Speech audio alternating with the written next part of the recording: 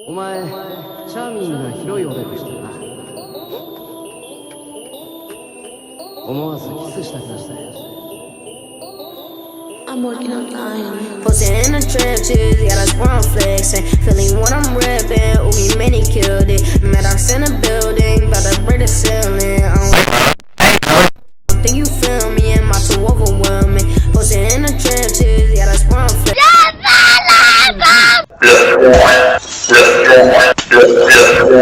$50 fine in the mail. Good on you, dude, you filthy pig.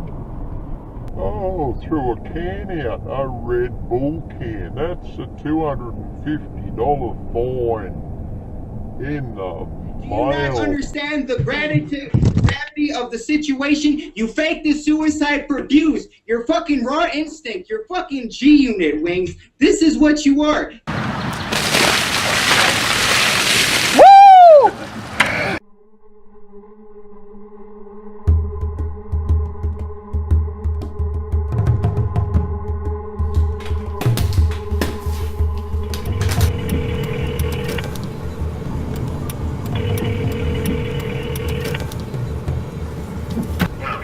I'm outside now. How are you? Good, man. Really? Just a dubber. Caught me in the right time. Wow. I'm gonna get You out? You see me later? Yeah. I've been doing this since 13, 25 now, 12 years. Started young, talking about drugs, being delivered to 5 boroughs. We're not selling pizza, you know?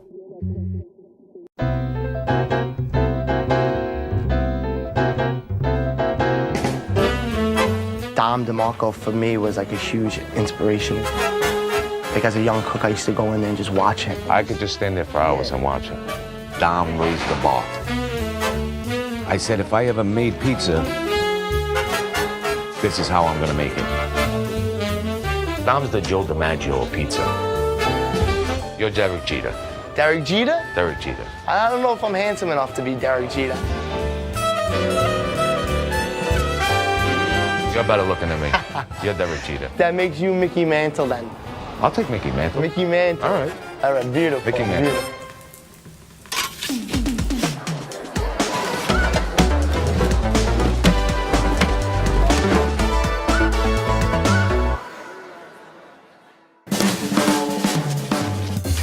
Pizza is the world's favorite food. I'm a pizza man, so you can imagine I eat a lot of pizza. This is the best breakfast I've had all week. But there are still so many styles I don't know about and so many cities that I haven't been to. Is this too much to ask from a New Yorker to eat it with a knife and fork? Pizza toast. Salud. You could really find great pizza all over the world. Seoul, Korea, making pizza with Mr. Pizza. Who the hell would have thought? While eating great pizza is definitely a perk, it's the people that make a great pizzeria. He's been eating too much pizza, he's starting to slouch. I'm content, I found my niche. Seems like the American dream to me. Or American nightmare. I mean, you know, it's all perspective. Honestly, there's so many great pizza cities in the world that I haven't been to, but first I'm starting in my backyard, Brooklyn. When you think about a neighborhood pizzeria, you think about grabbing a slice on your way home from work, after school, in and out. The kind of place that's so ingrained in the community, it feels like it's been there for 100 years. Then there's Roberta's, a pizzeria that just isn't part of the neighborhood, it literally created one. What I love about Roberta's is that they don't play by the rules. Their style's in the vein of Neapolitan pizza, but it's also totally different. These guys will throw anything on top of a pizza, but at the end of the day, it tastes great. One of the guys responsible for creating Roberta's Pizza is Anthony Falco, their official pizza czar. You gotta get inside the mind of the dough. He's been there since the beginning. We used to work together, and it's always great to catch up. I'd like stopped working like in the pizza kitchen like every day. I want to make pizza as often as I can, but really, I also don't want to get in the way of the really talented crew that we have. Where it all began, man, huh? Yeah, this is it right here. Being in this section and looking at the wood fire ovens, it's something really relaxing about looking at the flame. It's like awesome, like really in the true sense of the word. It's like awe-inspiring to cook with fire.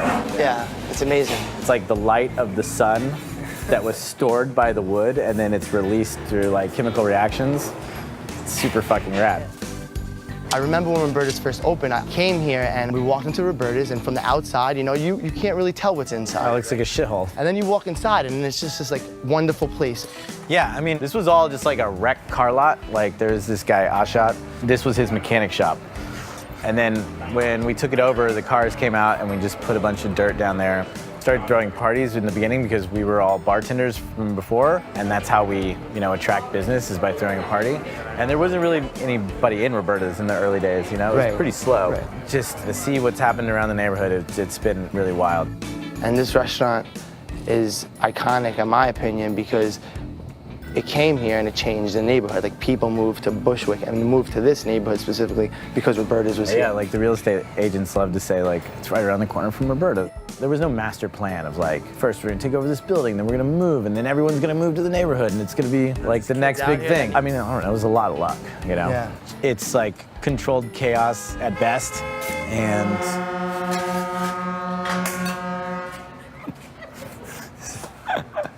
all right, we gotta go check this out, see what's going on out here. Oh, that's Yankel. Yeah. He's our wood delivery guy. Yankel!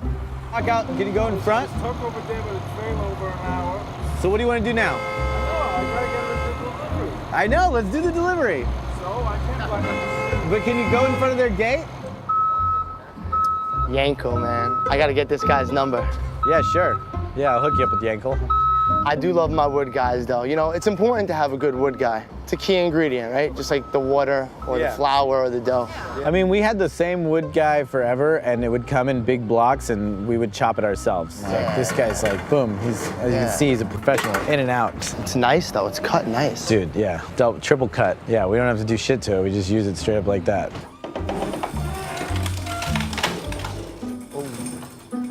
How long have you been delivering wood for, Yankel? Wood? For about 20 years. 20 years. So you know the business well, huh? He's the best. Let's make some pizza. Yeah, let's go make some pizza. When I think about Roberta's, one of the pizzas that comes to mind, of course, is the Millennium Falco. And that was like the second pizza that I got on the menu. I mean, and the story goes back to my Sicilian grandmother and the pizza that she used to make. And breadcrumbs are like a crucial part of Sicilian cuisine.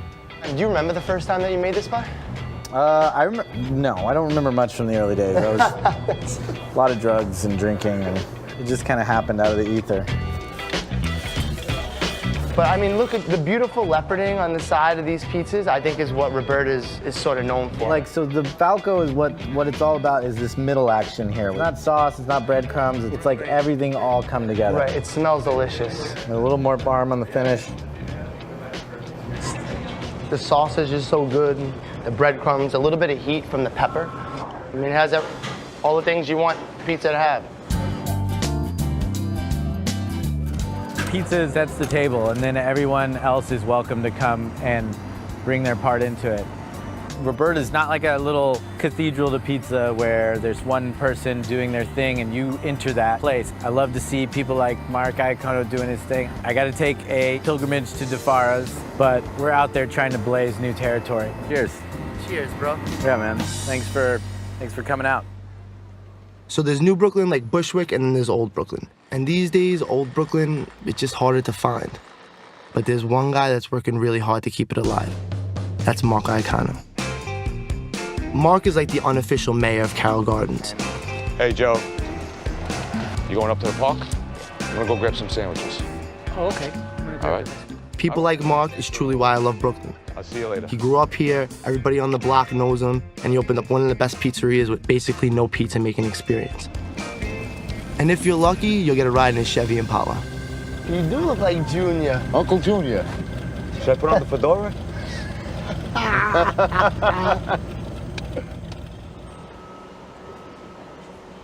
Got the leaf blower up? My leaf blower. Oh man, it's like water in the concrete in the morning. That's my favorite thing to do. Know. Oh shit. thing is sick. This is amazing. This is amazing.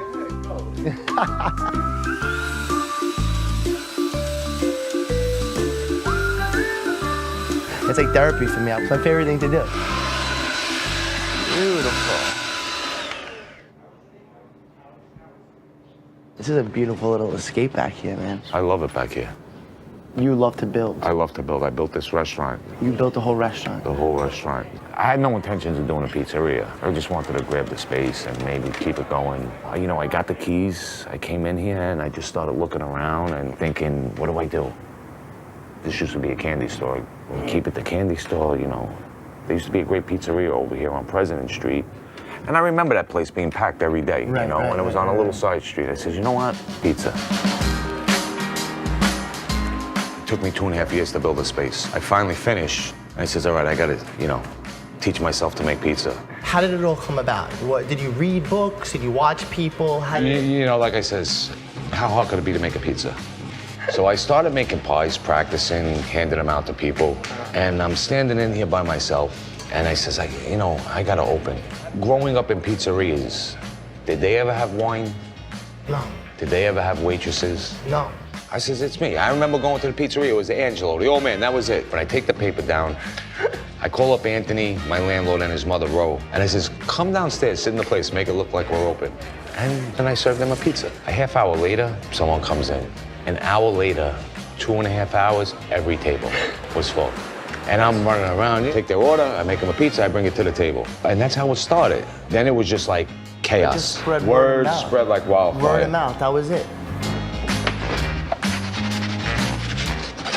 Now, if you watch this, you're gonna see it's gonna, and there you see There it you start go. to puff Yeah, right up. it's like a balloon.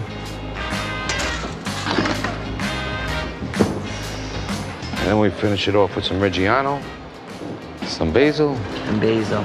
And that's it. That's it. That's a classic Lucali pizza right there. You gonna shake my hand? Oh, I'm sorry. I'm sorry. All right, amazing. I've been dying for this. So good. That's what a classic margarita or regular pie should taste like. Like the tomato sauce with like the mixture of like the milky buffalo mozzarella cheese and then the hard cheeses. It's like creamy and a little tangy at the same time. It's really delicious.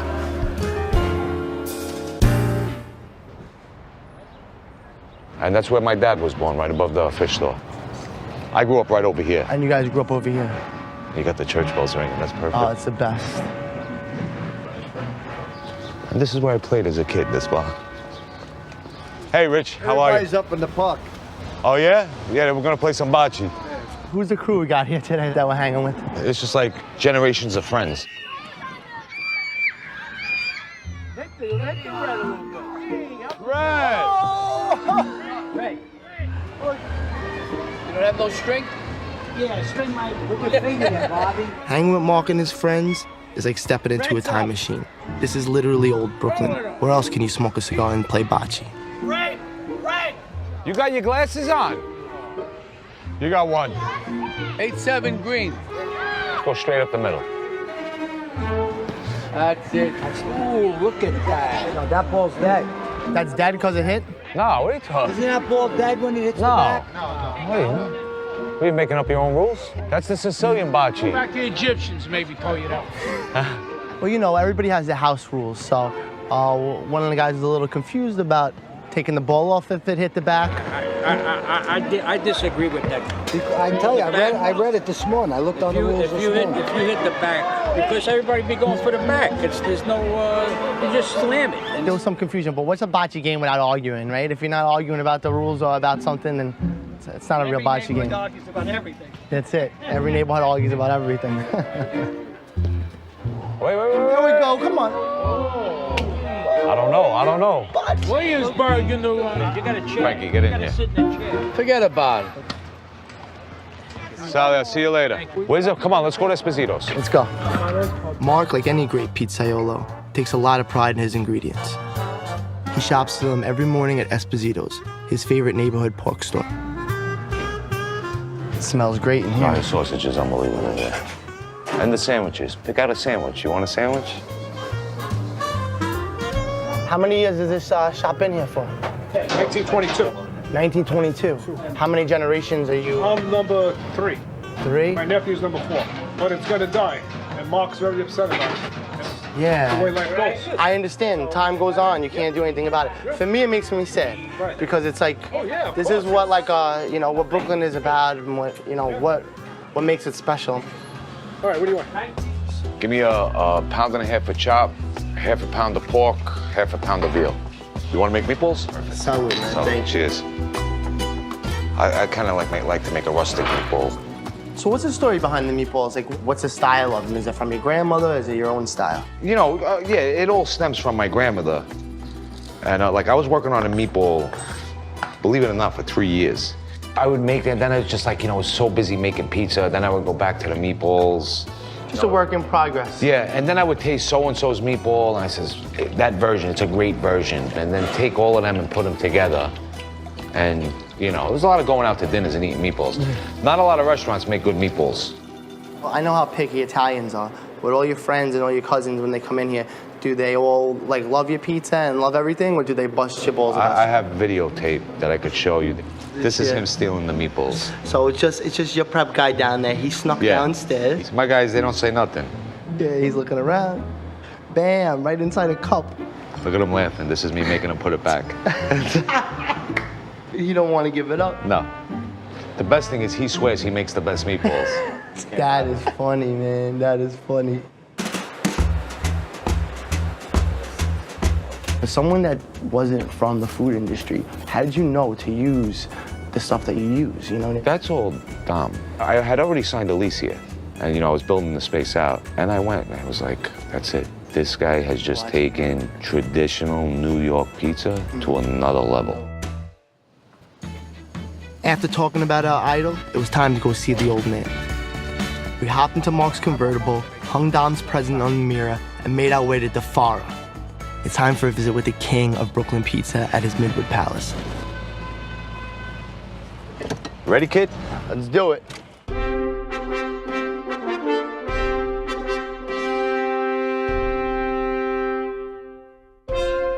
Dom, we bought you some gifts. Good to see you. Thank you. How's everything? Hey, Dom, good to see you. You like super sad, right? Yeah. We brought you some super sad and some provolone. Well, it looks good. Not bad, right? Put them away because somebody's stuck. Yeah, put it. Dom's king of the one-liners and king of pizza.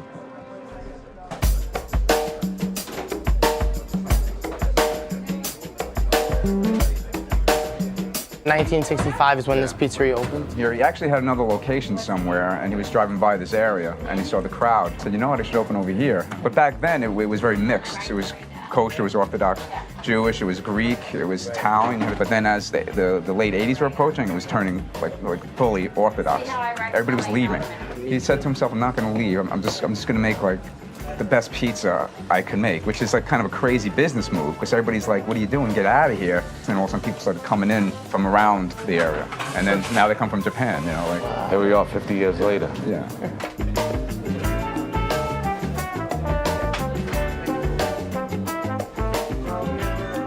We just wanted to order a couple slices, maybe 2 regular slices and 2 squares. So the squares I have ready, I can start you with that. Okay, great, thank you. Thank you. I'm excited right now, man. My mouth is watering.